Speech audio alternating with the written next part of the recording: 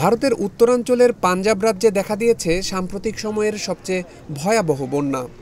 ইতোমধ্যেই এ দুর্যোগে প্রাণ হারিয়েছেন অন্তত ৩০ জন, আর ক্ষতিগ্রস্ত হয়েছেন ৩,৫৪,০০০-এরও বেশি মানুষ।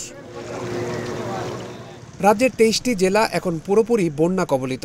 ১,৪০০ গ্রামে ঢুকে পড়েছে নদীর পানি।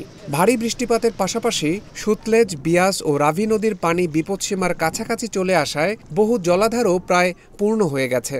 লুধিয়ানা সহ অনেক শহরে মানুষের ঘরে পানি ঢুকে পড়েছে। সোফা, বিছানা সহ ডুবে গেছে বহু আসবাবপত্র। নিরাপত্তার স্বার্থে ইতোমধ্যেই প্রায় ২০,০০০ মানুষকে সরিয়ে নেওয়া হয়েছে এবং স্থাপন করা হয়েছে শত শত ত্রাণ শিবির। রাজ্যের মুখ্যমন্ত্রী ভগবন্ত মান জানিয়েছেন, ১৯৮৮ সালের পর এটি সবচেয়ে ভয়াবহ বন্যা। ক্ষতিগ্রস্ত হয়েছে অন্তত ১,৪৮,০০০ হেক্টর কৃষিজমি। ভারতের খাদ্য ঝুড়ি নামে পরিচিত এই রাজ্যের ১/৪ মানুষ কৃষির ওপর নির্ভরশীল। ফলে এই ক্ষতি জাতীয় খাদ্য নিরাপত্তার জন্যও উদ্বেগজনক। উদ্ধার অভিযানে অংশ নিচ্ছে ভারতীয় সেনাবাহিনী, বিমান ও নৌবাহিনী সহ দুর্যোগ মোকাবিলা দল। ব্যবহার করা হচ্ছে ৩৫টি হেলিকপ্টার ও শতাধিক নৌকা।